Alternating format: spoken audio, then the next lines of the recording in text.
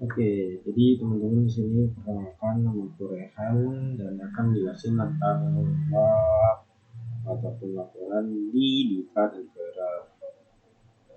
Kita lanjut aja langsung ke pembahasan apa sih itu divide and conquer.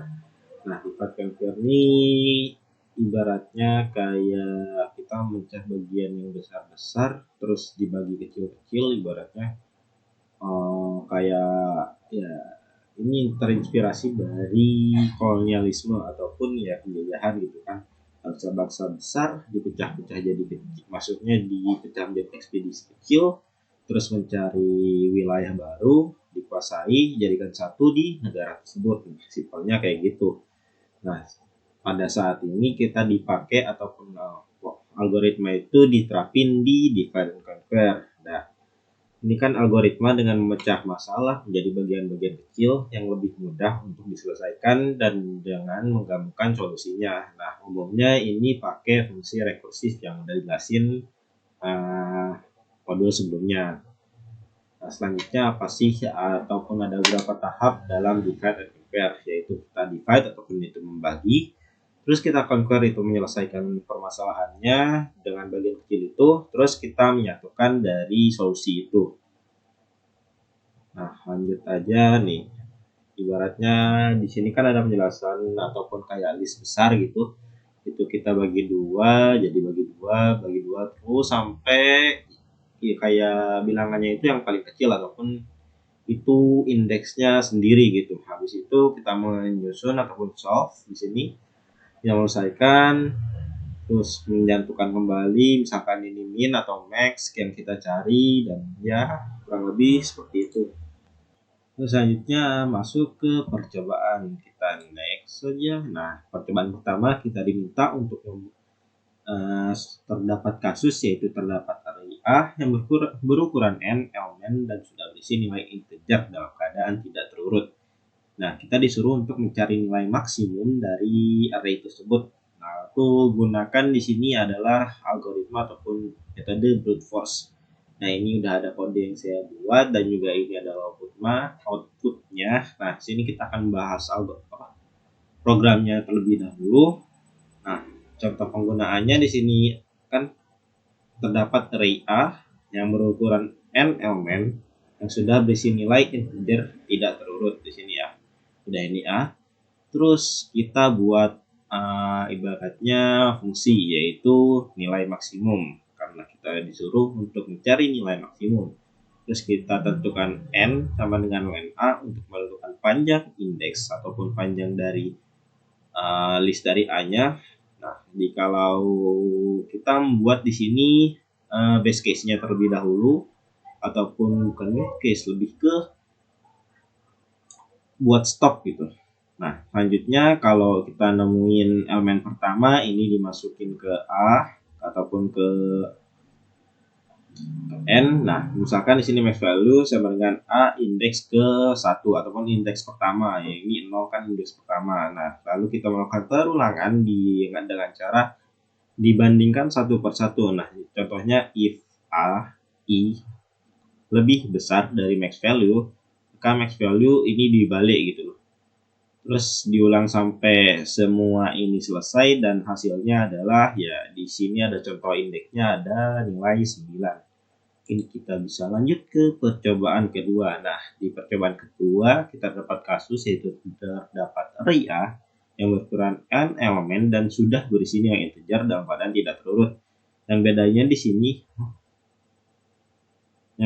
di sini kita diminta untuk carilah jumlah seluruh elemen. Nah, jumlah dari seluruhan elemen ini dengan strategi brute force. Oke, lanjut ke codingannya. Seperti yang sudah dijelasin di percobaan pertama, kita inisiasi dengan A, terus list dengan elemen sudah berisi nilai integer tidak terurut. Nah, di sini n sama dengan len, menentukan panjang. Terus di sini total sum ataupun kayak nilai dari untuk menyimpan nilai dari sum array ataupun pertambahan list dari A. Nah, jadi kalau for i in range ini mengambil semuanya range n, ini kan misalkan 1, 2, 5, 6. Nah, ini 6. Nah, ini akan dari range 6. Jadi ini akan berhenti di 0, 1, 2, 3, 4, 5. Ya, seperti itu. Lanjut ditambah ke total sum. Contohnya misalkan ini kan for i mulai dari 1, ini indeks pertamanya 3, terus ditambah ke total sum 3, terus tambah 5, ditambah 2, tambah 9, tambah 1, hasil akhirnya adalah 24. Nah, baik, selanjutnya adalah hasil dan analisis data dari percobaannya. Nah, di percobaan pertama kita diminta untuk mengubahkan barusan itu dari brute force. Nah, sekarang menggunakan strategi divide and conquer. Nah, apa sih yang membedakan percobaan pertama di brute force ini dengan di percobaan pertama sini? Nah, kita bandingkan dulu. Ini kita tetap menggunakan array ataupun list yang sama 3, 5, 2, 9, 1, 4. Nah, bedanya di sini adalah kita menambah iterasi ataupun menambah perintah gitu loh. Kan di sini di brute force ini cuma kayak suruh ngulang semua, ngebandingin satu-satu dari awal sampai akhir dari list tersebut. Nah, di divide and conquer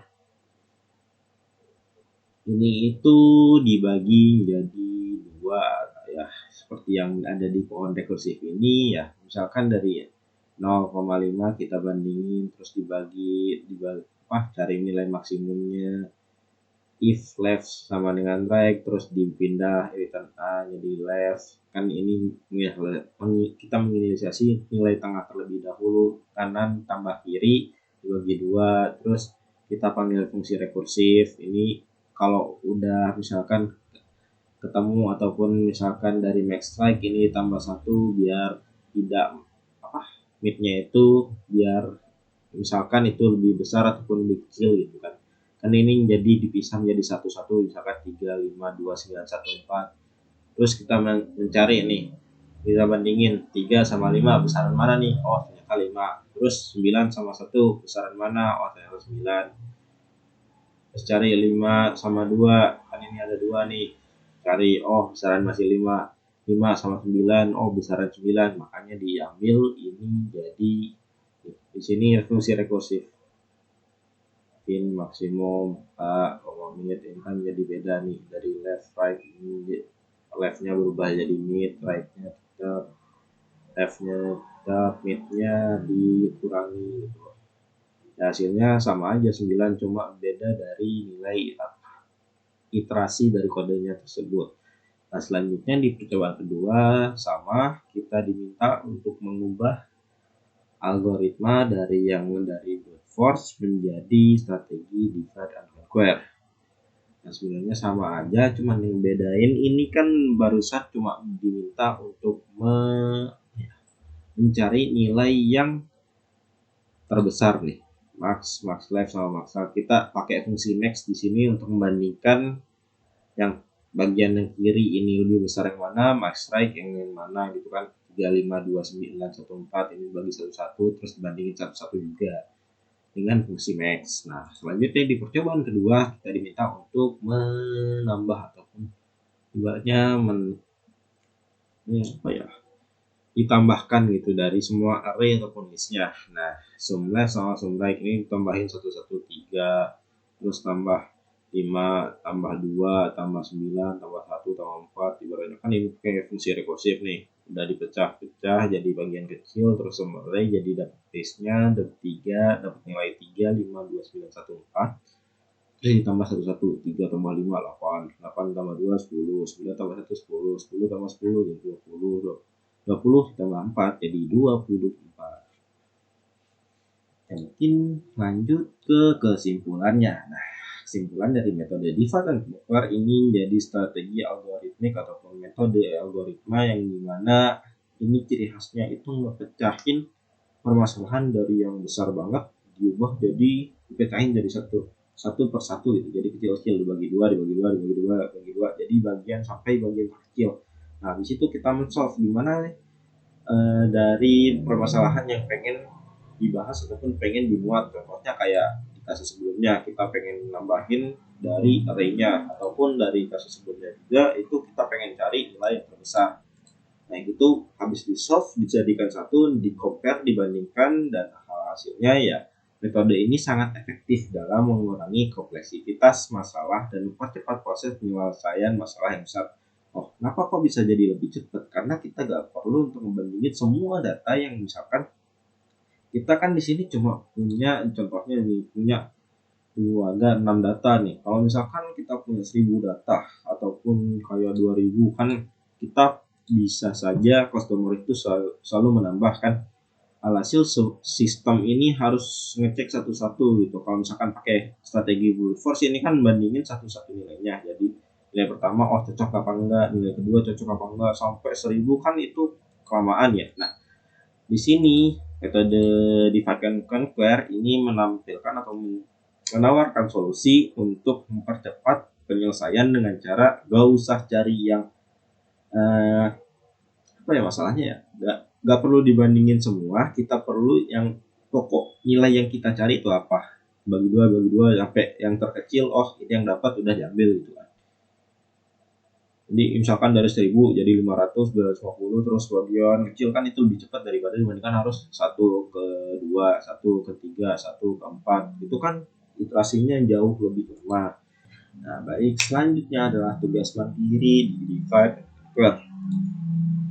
Nah, tugas pertama kita diminta untuk membuat sebuah algoritma untuk mengecek apakah list berisi n bilangan merupakan desain di sebuah algoritma yang menerima input array satu dimensi berukuran n dan jika tidak terurut. Algoritma tersebut berfungsi untuk mencari banyaknya anggota yang memiliki nilai sama dengan k. Dilematiskan algoritma mencari dengan strategi brute force dan divide and conquer. Jadi di sini diminta untuk membuat sebuah program atau aplikasi yang dimana kita dapat mengecek target yang kita cari menggunakan metode brute force dan juga divide and conquer. Mungkin tugas 2 nanti kita bahas dulu. Nah, kita lanjut ke jawaban tugas pertama. Nah, di sini untuk kode brute force terlebih dahulu.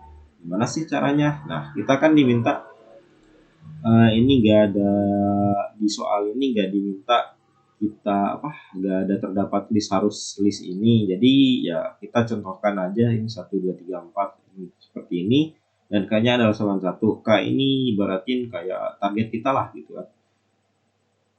Nah, masalahnya kan ini untuk menghitung list berisi n bilangan dalam sebuah algoritma satu dimensi berukuran n. Ibaratnya yang hitung kayak satunya di sini di list A ini ada berapa sih? Ya, di strategi brute force ini kita inisiasi jadi variabel A berisi list ini, terus K variabel K dengan 1 targetnya, misalkan di sini 1 ya targetnya. Teman-teman bisa bebas mengganti 2, 3, 4, pokoknya ada di sini ya bebas sih.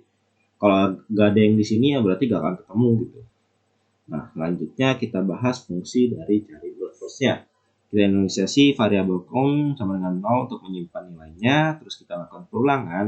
Nah, in A, ini perulangan A ini harusnya I sih. For I in A lebih enak soalnya kalau di Python itu A kecil sama A besar itu udah beda. Nah, tapi di sini ya biarin dah.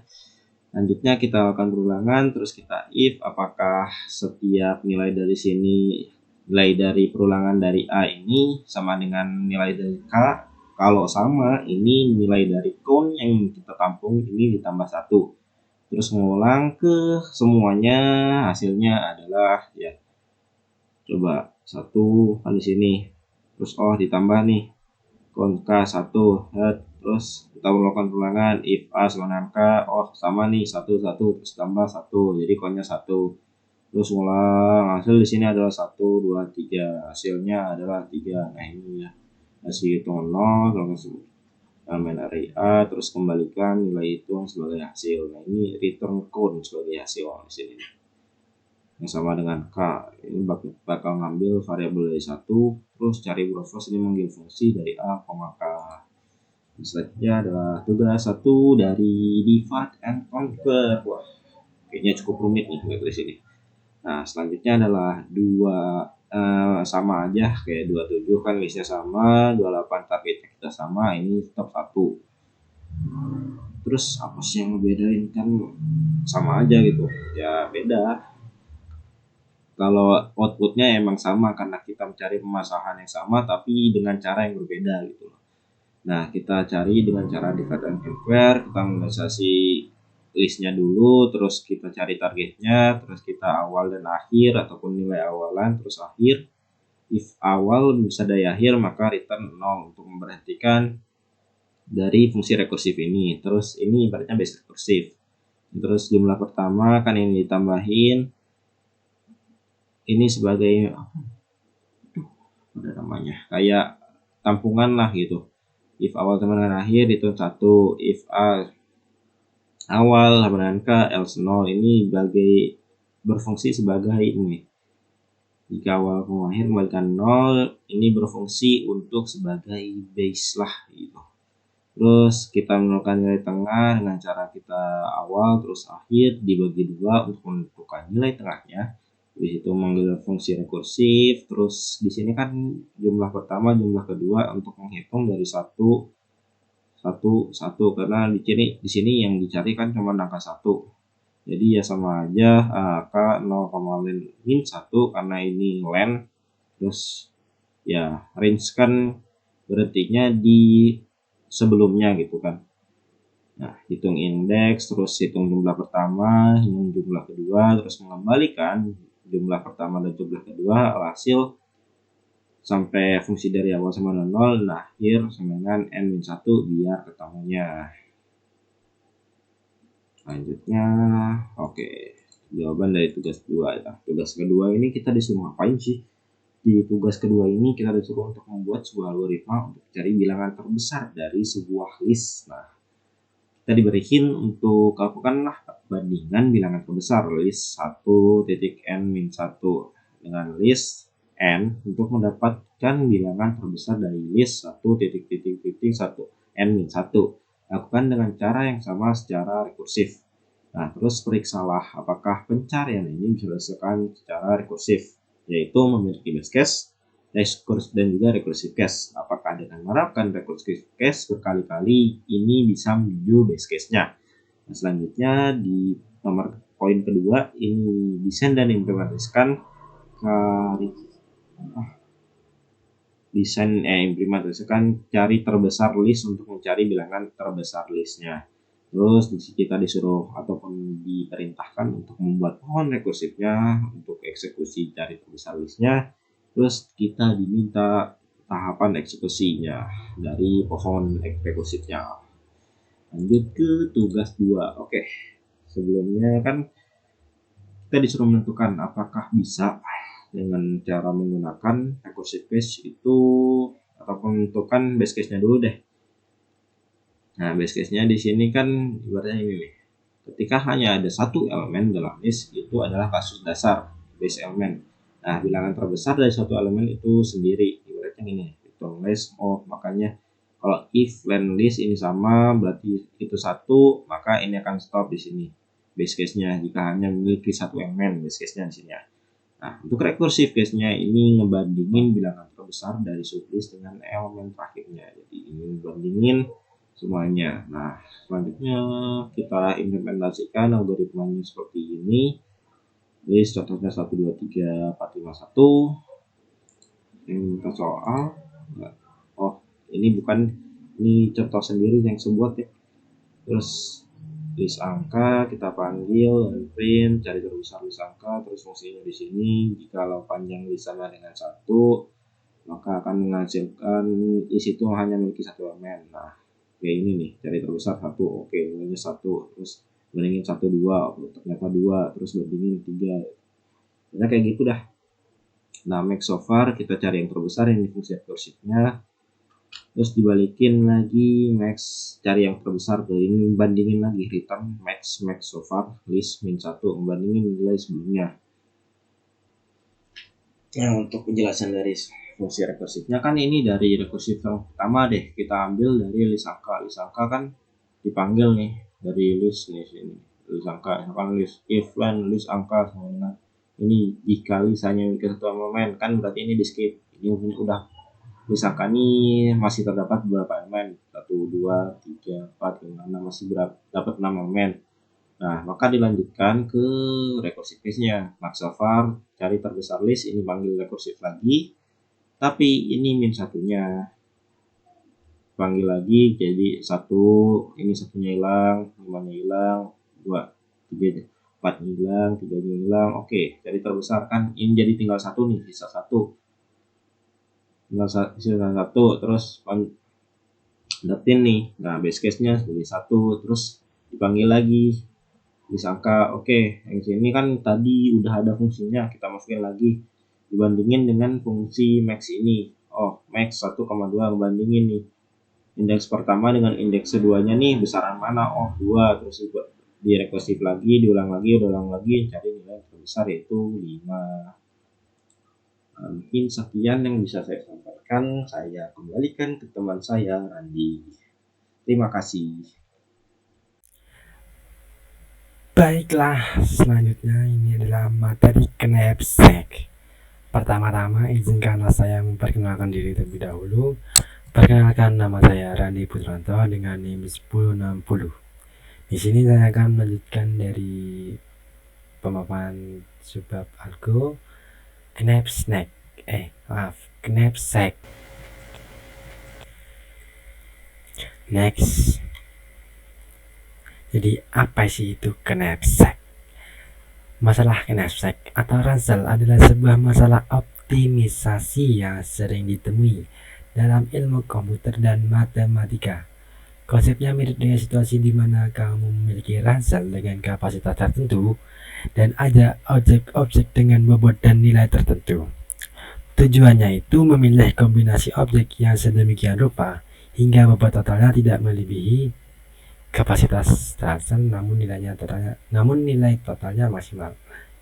Jadi itu gini, ibaratnya kamu kayak punya wadah. Nah, dalam wadah itu kamu bisa menampung 5 barang dan nanti disediakan barang-barang. Setiap barang itu memiliki kapasitas yang berbeda dan juga nilai yang berbeda. Nah, knapsack ini dengan sesuai dengan batas maksimal wadah itu, kita bisa mendapatkan nilai yang tertinggi. Jadi kayak gini misalnya, kita ambil contoh aja, misalnya kamu punya tas. Tas itu bisa kamu isi dengan 5 benda. Nah, dari benda-benda yang disediakan itu mempunyai nilai yang berbeda-beda. Misalnya ada alat tulis bernilai 10, tapi dia memakan tempat sebanyak 2. Buku memakan tempat 1, tapi dia nilainya 5. Terus dompet, dia bobotnya 1, tapi dia memiliki nilai yang 7. Terus ada juga bekal, dia mempunyai bobotnya 2, nilainya 10.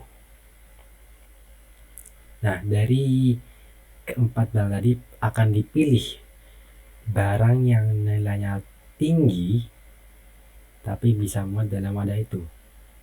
Kayak gitu pasti nanti akan diperoleh suatu pilihan. Pasti nanti misalnya kayak bekal, terus tadi alat tulis, karena tadi kan alat tulis cuma 2 kalau salah ya, terus bekal 2 dan nanti satunya itu kalau salah tadi buku, maka dia nanti akan memperoleh nilai yang maksimal kayak gitu.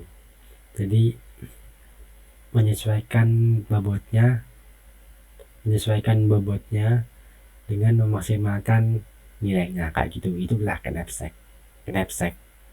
Berikutnya varian knapsack. Knapsack ini ada 2. Pertama ada knapsack 01, kedua ada unbound knapsack. Jadi untuk knapsack 01 ini setiap ajakannya dia bisa diambil sekali atau tidak sama sekali, 1 atau 0. Mirip dengan nilai barang-barang tidak dapat dipotong, lebih memutihkan kapasitas maksimal dan volume maksimal dengan batasan. Oke. Jadi knapsack 01 ini itu tidak bisa mengambil barang yang berbeda kayak gitu. Jadi kayak contoh yang aku sebutin tadi di awal, itu dia cuma bisa mengambil banyak sekali, gak bisa berkali-kali. Soalnya ada 5 barang: pensil, pulpen, penghapus, spidol, krayon. Nah, maka dia tuh cuma bisa mengambil masing-masing satu, atau enggak krayon aja, tapi misalnya dia ngambil pulpen sama pensil, tapi dia tidak ngambil penghapus, spidol, krayon. Jadi itu kayak tiap barang tuh dia cuma bisa ambil atau enggak, jadi gak bisa lebih dari satu lah barang yang diambil. Jadi misalnya kalau pulpen satu ya satu, berarti dia gak bisa ngambil lagi pulpen itu. Jadi ada batasan setiap barang yang diambil satu. Berbeda dengan unbounded knapsack, itu objek-objek dapat diambil berkali-kali atau tidak diambil sama sekali. Tidak ada batasan pengambilan, lebih mementingkan kapasitas maksimal dan value maksimal terbesar. Oh, berarti ini itu barang itu bisa diambil berkali-kali. Anggap aja konsepnya gini. Ada sebuah tas punya kapasitas sebesar 5 kg. Disediakan 1 kg beras, harganya ada 5.000. 1 kg gula, harganya 20.000. 1 kg gula, 1 kg merica, harganya 15. 1 kg tepung, harganya 25. Dan 1 kg tepung kanji dah 30.000. Nah, kalau di onboard ini, maka dia akan mengambil barang itu berkali-kali. Tadi kan dari yang aku sebutkan tadi kan, misalnya tepung kanji itu kan 1 kilonya 30.000. Maka sebanyak 5 kg kapasitas itu, maka dia akan diisi oleh tepung kanji semua, yang mana nanti dia akan dapatkan nilai maksimal sebesar 150.000. Berbeda dengan knapsack 01, maka dia akan setiap benda itu diambil satu. Misalnya tadi kan kayak tepung kanji diambil satu, terus tadi 25 gula juga diambil. Habis itu lanjut sampai dari yang bendanya terbesar sampai habis semua kayak gitu. Jadi gak bisa double like knapsack 01 masuk top. Jadi onboard itu, kalau unbounded knapsack ini bisa berkali-kali barangnya. Oke, kayak gitu ya. Next. Nah, ini adalah contoh codingan dari knapsack 01. Nah, jadi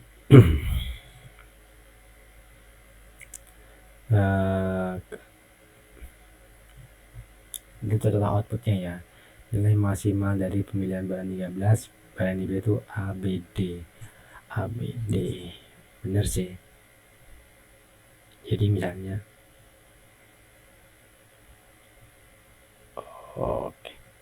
Jadi itu ada fungsi knapsack 01, yang mana dia punya 2 argumen, yaitu item yang merupakan daftar item yang tersedia sama kapasitasnya itu kapasitas maksimum knapsacknya. Fungsi ini mengembalikan 2 nilai, yaitu nilai maksimum yang dapat dimuat ke dalam knapsack dan daftar item yang dipilih. Oke. Fungsi ini pertama-tama menginisiasikan beberapa variabel seperti n yang merupakan jumlah daftar item. Juga ada dp untuk menyimpan nilai maksimum yang dapat dimuat pada data kuantitas, dan juga ada input item untuk melacak item mana yang telah dipilih. Dan pada pengisian tabel pada dp itu nanti akan melakukan iterasi melalui setiap item dan kapasitasnya dari 0 sampai maksimum. Dan untuk setiap sel dalam tabel dp itu nilai yang diperbarui akan dihitung berdasarkan keputusan apakah item ini tuh masuk ke dalam sana kamu enggak. Soalnya kan dari kan itu ada batas kapasitasnya kan 10. Nah, dalam kereta pemadam ini kalau misalnya berat item kurang atau sama dengan kapasitas, maka akan dipertimbangkan item itu masuk enggak ya. Terus kalau misalnya iya, item itu masuk enggak ya kalau misalnya dia bisa menghasilkan nilai yang besar. Nah, kalau misalnya dia bisa memberikan nilai yang besar, maka nanti dia akan dimasukkan ke dalam knapsack dan nilai DP-nya akan diperbarui. Kalau misalnya dia enggak nambah, maka dia tidak dihiraukan, maka cari yang lain barangnya. Kayak gitu. Berikutnya untuk pengembalian setelah misalnya terus kalau tabel DP-nya tidak terisi, maka nanti nilai hasilnya dapat dimuat dalam selesai. Terus juga nanti daftar barang-barang yang dimasukkan kita itu juga akan diambil dan dimasukkan ke mana tuh ya, barang yang dipilih. Yes, kan ya kan print item ini print item. Nah itu jadi dalam kelas 1 tuh alurnya mungkin kayak dari nanti itu dicari dulu jumlah barangnya. Itu kan itemnya ada A, B, C, D, E. Jadi gitu. Berarti ada 4. Nah, dari 4 item itu nanti dicari mana yang kira-kira kapasitasnya, mana yang kira-kira bisa memberikan nilai tinggi dengan maksimalkan kapasitas. Jadi semisal kapasitasnya dia kurang atau sama kayak kapasitas yang ditentukan kan kapasitas 10,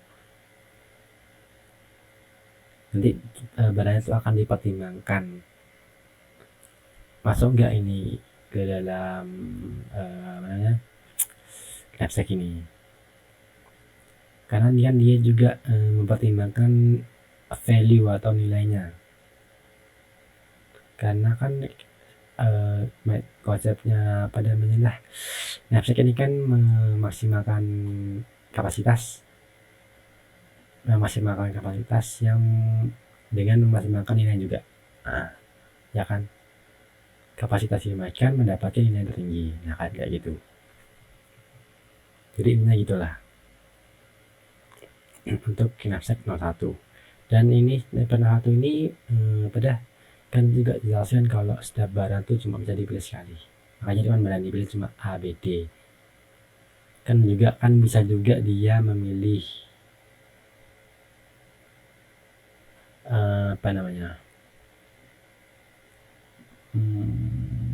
misalnya dia memilih berapa ya, kan kalau A, B, D itu kan dia 13 ya, kapasitasnya 10, 13. Bisa juga dia memilih, kalau misalnya dia bukan knapsack 01, bisa juga dia milih yang beta sebanyak 5 kali ya, kan 10 3 kali 5 15 ya, kayak gitu. Dia tuh jadi pada knapsack 01 ini dia memilih barangnya atau benda atau item lah ya 1 kali saja atau enggak gitu ya. Next, berikutnya ini unbound knapsack. Nah ini kan yang kataku barusan yang nilai maksimal ini 120 pada ini ya, ini item 2. Ya intinya ya mirip kayak knapsack yang pertama, cuma beda ya, alurnya mirip lah ya, cuma bedanya itu di mana ya,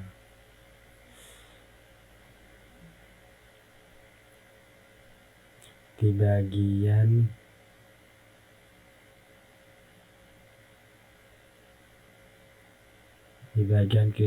kriteria pemilihannya. sama sebenarnya, mirip kayak knapsack yang tadi. Nah satu, nah, cuma yang membedakan itu mungkin di pemilihan kriterianya, ya kan ya.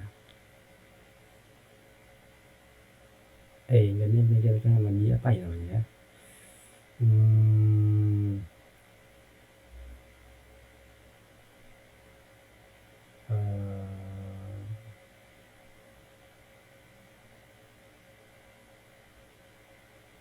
kayak apa ya? Pokok bedanya di pemilihan item lah.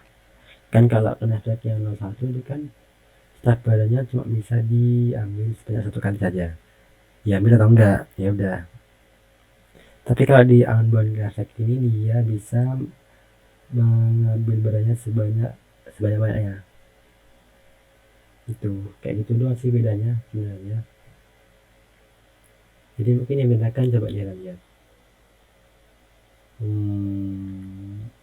Bedanya lebih ringkas ya, soalnya mungkin karena dia bisa duluan jadi lebih ringkas. Tapi sejauh ini ya mirip lah ya, mirip ini cuma beda di ininya, pemilihan barangnya ya. Karena di Unbound Knapsack ini kan bisa mengambil barang itu tanpa ada batasan. Kayak contoh itu kan item 2 sudah 3 kali, item 2 berarti value-nya 40, weight-nya 10, ya udah sudah 3 kali dengan mendapatkan nilai yang besar. Nah kalau misalnya dia itu kena set 1, maka dia akan memilih item 1, 2, 3, karena setiap item itu hanya bisa dibeli sekali. Berbeda dengan Unbound Knapsack itu setiap item itu bisa dipilih berkali-kali, kayak gitu ya teman-teman. Lanjut.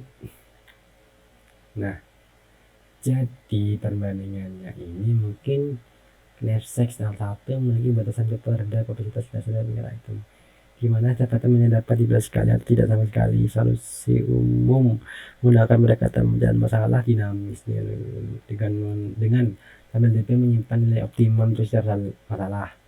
Itu untuk Unbound Knapsack adalah variasi lain dari masalah karena secara berdasarkan data kapasitas setiap item yang dipilih berkali-kali mirip dengan konsep dengan kapasitas tak tepat atau solusinya sering lebih sederhana. Kadang cukup dengan algoritma kalkulasi dan atau strategi greedy tergantung pada peserta masalah. Oke, jadi perbandingan antara Knapsack 01 dan Unbound Knapsack itu mungkin yang paling jelas kelihatannya ya.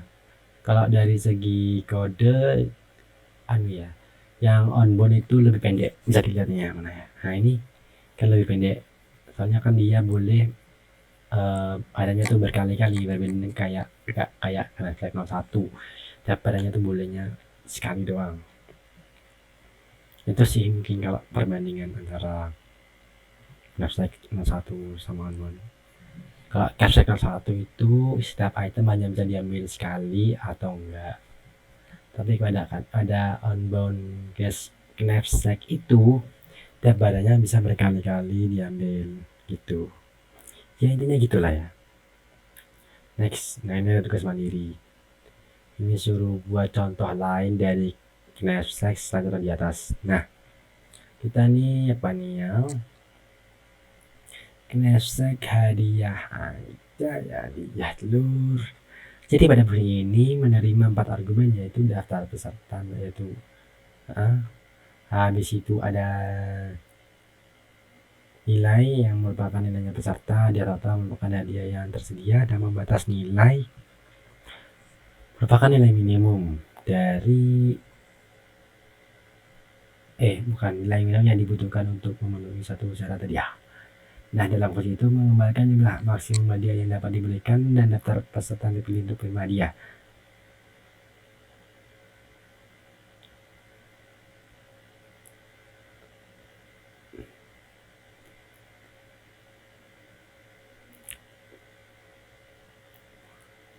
Dalam variabelnya itu ada variabel n yang menunjukkan jumlah peserta. Setelah DP tabel yang menyimpan jumlah hadiah maksimum yang dapat diberikan pada setiap kombinasi peserta. Ini ya. Nilai awalnya itu 0 ya, nilai awalnya.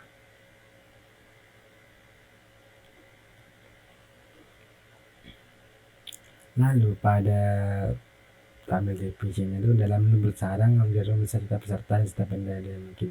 Jika nilai peserta saat ini lebih besar atau sama kayak batas nilai, maka dia memilih syarat untuk memberikan hadiah. Harga refund membandingkan jumlah hadiah yang diberikan jika memilih atau tidak memilih syarat. Jumlah peserta saya prediksi agaknya perlukan peserta mana dipilih dengan menata kembali langkah-langkah yang diambil menjadi maksimum. Hal ini dilakukan dengan mengiterasi mundur melalui tabel DP dan memeriksa perubahan dalam hadiah yang diberikan. Pengembalian nilai setelah iterasi selesai jumlah maksimum diberikan DP lalu bisa diberikan. Jadi itu nanti ini kelasnya gitu nanti kan tiap tiap peserta itu kan punya nilainya masing-masing, kayak misalnya peserta A dan 10, B 20, C 15, D 25, E 50, E 30 ya. Di sini peserta relevannya itu C sama B, C sama B berapa? 45.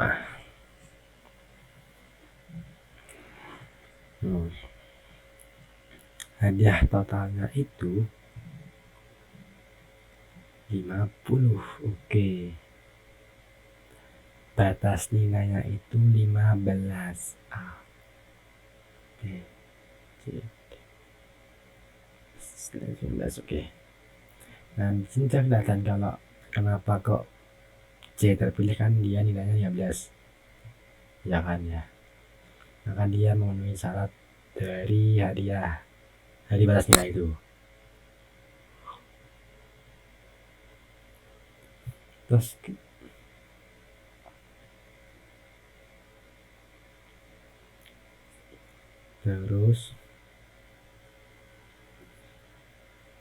kenapa kok B juga pilih 20? Soalnya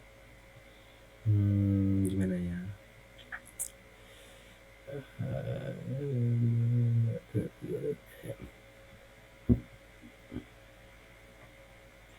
soalnya dari ke sisanya itu yang mendekati dalam syarat itu cuma yang B 20, yang lainnya kan kayak terlalu jauh, kurang jika ada yang lebih. Nah itu nanti ya itu tadi kan 2, satu mendekati C sama B, ya benar, C sama B, soalnya dia kan yang paling mendekati. Dan 20 dengan nilainya minim 15. Kenapa kok enggak A yang padahal sama-sama mendekat ya? Kenapa? Soalnya kan batas nilainya 15. Batas nilai otomatis kan yang menentukan yang lebih bukan yang kurang dari batas nilai itu, tapi yang lebih terdekat, tapi lebih dari batasnya itu. Nah kayak itulah pokoknya, yang lainnya kayak gitulah ya. Next. Jadi strategi penerapan kelas ini ada 6. Optimasi pembentukan teori, pemecahan masalah dinamis, penggunaan tabel nilai, pertimbangan batasan, pemilihan ide optimal, berbagai penerapannya. Pertama, dalam optimisasi kombinatorial, satu rasio utama dari strategi kinesis adalah kemampuan untuk mengoptimalkan masalah kombinatorial. Ini berarti harus memilih subset item dari himpunan item tersedia untuk mencapai tujuan tertentu, kayak memaksimalkan atau meminimalkan nilai total atau nilai total, yang memperhatikan batasan. Kedua, pemecahan masalah dinamis. Strategi Knapsack umumnya menggunakan pendekatan pemecahan masalah dinamis. Dalam hal ini, masalah yang kompleks dibagi menjadi submasalah yang kecil, yang kemudian diselesaikan secara bertahap. Ketiga, penggunaan tabel nilai. Dalam banyak implementasi strategi Knapsack digunakan untuk ada tabel DP digunakan untuk menyimpan nilai yang diperlukan selama proses pemecahan masalah. Tabel DP ini membantu menghindari pengulangan perhitungan tidak perlu dan mempercepat proses pencarian solusi optimal. Keempat, mempertimbangkan batasan. Salah satu aspek penting dari strategi adalah mempertimbangkan batasan tertentu saat memilih item untuk dimasukkan ke dalam Knapsack. Pencet.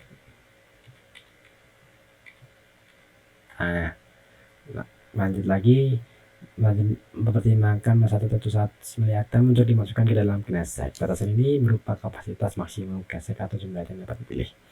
Pemilihan greedy dan optimal. Oke, jadi ada dua jenis strategi, yaitu greedy dan optimal.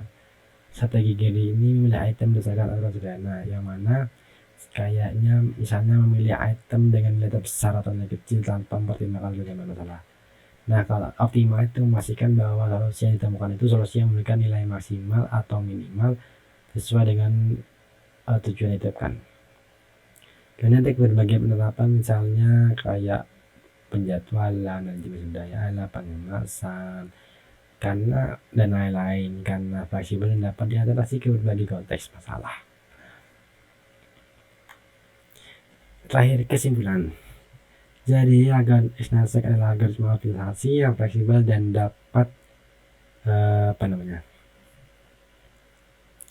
digunakan dalam berbagai konteks.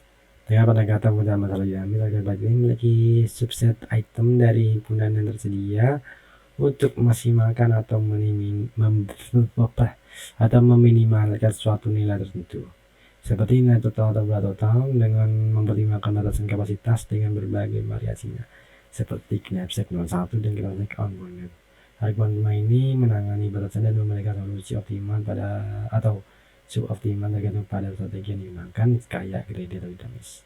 Dan demikian kita tidak ada untuk memberikan masalah optimasi berbagai. Oke, ini RBT. Mungkin kesimpulan yang bisa aku ambil dari materi ini yaitu Knapsack ini adalah satu algoritma yang mana tuh penggunaannya untuk memaksimalkan atau meminimalkan suatu nilai yang menjadi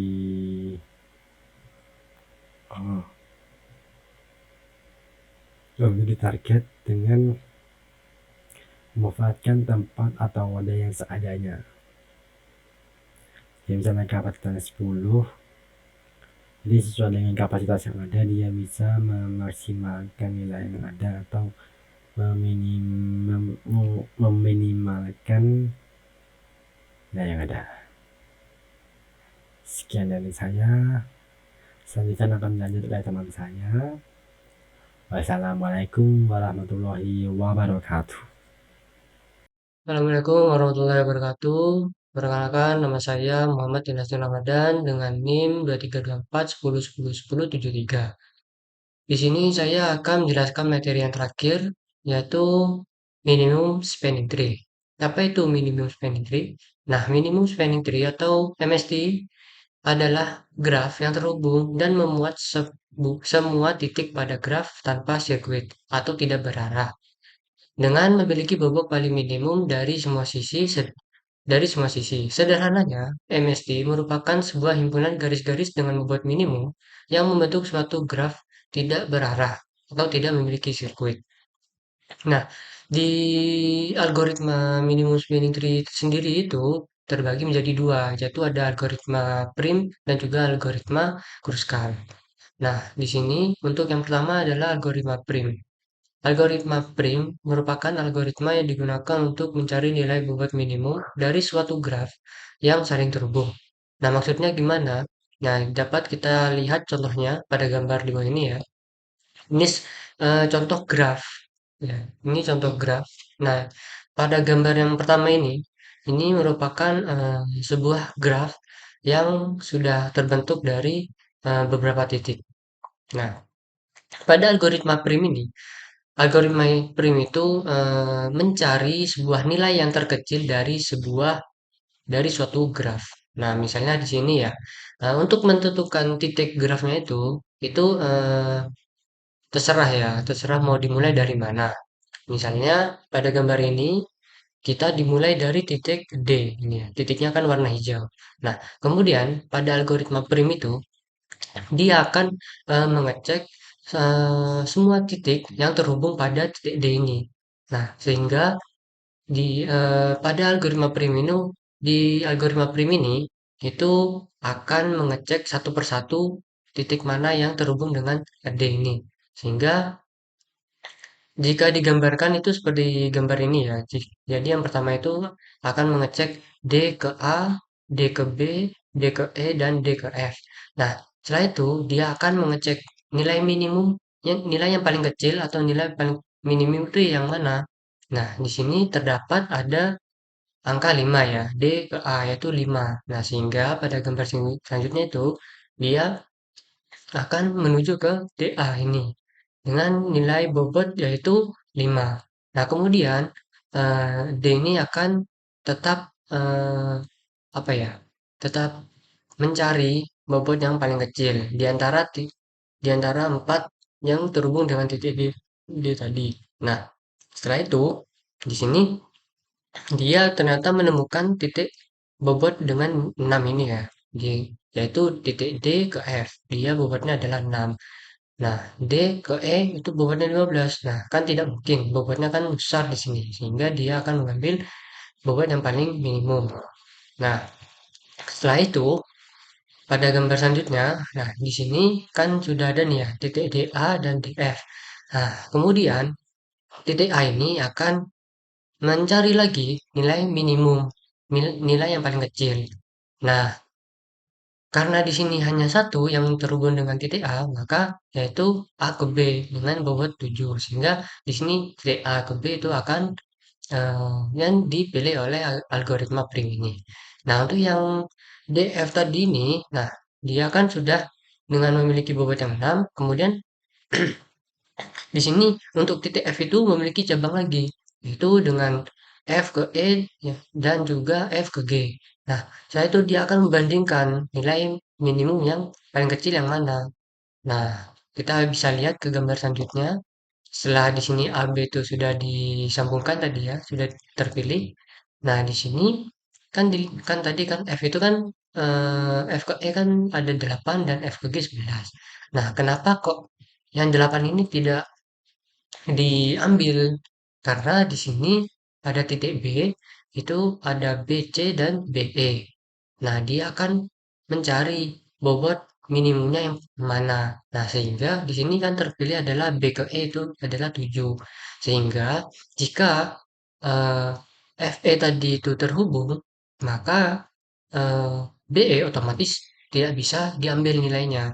Nah, alasan kenapa di sini FE itu tidak diambil, karena ternyata di sisi lain itu ada bobot yang paling minimum, yaitu adalah 7, sehingga dia akan mengambil bobot yang paling kecil.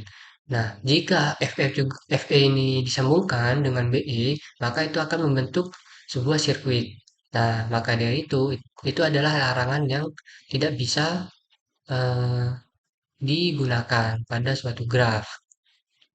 Nah, kemudian di sini pada gambar selanjutnya, sini ya sudah terlihat bahwa sini B itu sudah menjadi warna hijau. Kemudian untuk titik E ini dia akan mencari nilai minimum lagi. Nah, di sini kan ada dua yaitu 5 dengan 9. Nah, maka dari itu ini dia akan mengambil bobot yang paling kecil yaitu 5. Nah, di sini juga yang di sini pada gambar terakhir yaitu adalah 99 juga terpilih. Karena di antara dua titik yang terhubung ini yang paling kecil kan 5. Tapi di sini juga EG ini juga dipilih sebagai bobot yang minimum sehingga totalnya adalah total bobot minimum dari graf ini itu ada berapa ya? Ini 6 tambah 5 11, 11 tambah 7 itu 18, 18 tambah 7 itu 25, 25 ditambah 5 30, 30 tambah 9 39 berarti ya. Berarti bobot minimum dari graf pada gambar ini itu adalah 39. Nah, kemudian di sini terdapat algoritma Kruskal, di mana algoritma Kruskal ini merupakan algoritma yang digunakan untuk mencari nilai minimum dari suatu graf. Nah, ini pengertiannya sama seperti prim, cuman metodenya itu berbeda. Jika tadi prim itu adalah mencari bobot minimum dari suatu graf yang saling terhubung, nah kalau yang Kruskal itu tidak ada.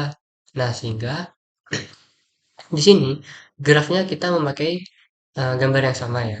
Sehingga di sini itu kurs kali ini itu seperti dia itu mencari nilai minimum, tapi dia tidak mencari nilai minimum yang terhubung dengan eh, graf pada titik tertentu. Nah, misalnya ya kita tadi mulai dari titik D ya. Nah, di sini kan D ke A itu kan 5. Nah, dia tidak akan mencari lagi D ke E, D ke F, A ke B. Nah, dia di algoritma Kruskal ini, dia boleh mencari nilai minimum dari seluruh graf ini. Sehingga pada gambar selanjutnya, itu di sini terdapat CE, yaitu bobotnya adalah 5. Nah, sehingga algoritma Kruskal ini, dia boleh mencari eh, nilai minimum tapi tidak harus yang saling terhubung dengan graf sebelumnya. Nah, jadi pada gambar selanjutnya dia akan mencari terus nilai paling minimum. Nah, misalnya di sini kan nilai paling minimum adalah 5. Kemudian ada 6, ada 7, 8, dan 9. Nah, di sini dia akan mencari nilai minimumnya. Namun dengan syarat yang sama, yaitu bahwa graf itu tidak boleh membentuk suatu sirkuit. Nah, pada gambar selanjutnya di sini kan ada DA, AB, CE, dan DF ini yang sudah terdapat nih ya. Nah, di sini juga bisa dilihat bahwa eh, bobot-bobot yang diambil itu dari yang terkecil kemudian yang terbesar. Di sini pada gambar selanjutnya juga gambar bentuk grafnya itu hampir sudah sama seperti yang eh, algoritma prim tadi ya. Di sini ya, yang diambil itu bobotnya sama, cuman caranya berbeda. Jika yang tadi yang pertama itu berurutan, langkahnya berurutan. Namun kalau yang kurus kali ini langkahnya tidak berurutan, namun hasilnya sama dengan menghasilkan bobot yang sama di sini. Baik, selanjutnya yaitu percobaan pertama. Di sini saya mencoba membuat program algoritma prim. Di sini yang pertama ada variabel graph yang terdiri dari titik A, B, C, D. Kemudian di sini yang untuk titik A itu ada B1 dan C4 itu merupakan jaraknya ya. A ke B itu 1 dan A ke C itu 4 dan seterusnya. Kemudian di sini ada variabel di mana fungsinya untuk menyimpan nilainya dari sebuah fungsi def ini ya. Kemudian di sini print merupakan perintah dari untuk mencetak nilainya nanti. Nah, kita masuk ke fungsi def-nya. Sini ada fungsi def print msd dengan parameter graph. Kemudian to nodes, list graph keys, msd edge dengan list kosong, select node, nodesnya dengan index 0, kemudian visited itu dalam selection select node, kemudian edge-nya itu list kosong. Nah, di sini merupakan sebuah di sini itu variabel-variabel yang digunakan untuk menyimpan nilai awalannya. Di sini kan yang pertama kan untuk menyimpan. Nanti itu datanya di bagian sini itu nanti akan dikembalikan nilainya ke dalam sini. Sehingga di sini hanya untuk sebagai permulaan yaitu dengan nilainya 0. Nah, kita masuk ke kasusnya ya. Di sini case-nya ya. While length itu kurang dari length nodes, maka di sini ada min edge itu sama dengan non dan min cost itu float if.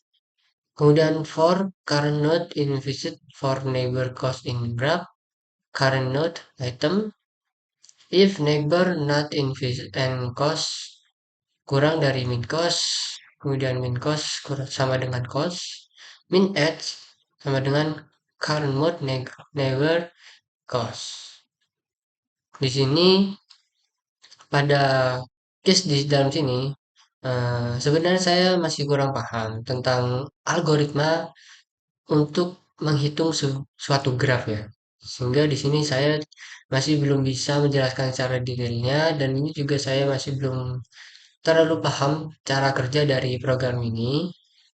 Sehingga intinya di sini itu bahwa eh, algoritma prim itu sama seperti pada yang penjelasan yang sebelumnya ya, bahwa algoritma ini itu lebih eh, terus mencari ya. Misalnya dari titik A itu dia akan kan ada dua cabang nih, ada titik B dan titik C. Nah, dia akan mencari nilai minimum yang mana yang paling kecil. Nah, di sini kan ada titik B ternyata yang kecil, jadi A ke B itu ada 1, Kemudian untuk titik B itu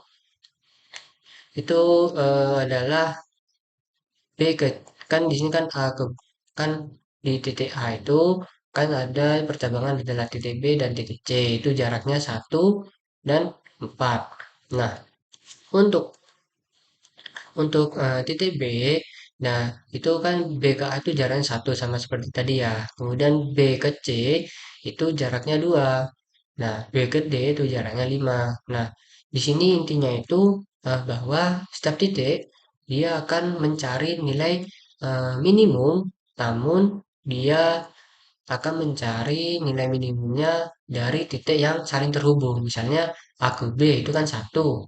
Nah, kemudian eh, jika A ke D itu berapa? Nah, misalnya atau B ke C itu berapa? Misalnya di sini kan ada B ke C itu 2. Nah, kemudian di sini ada C ke A dan ke B dan ke D. Nah, di sini ini minimumnya adalah D.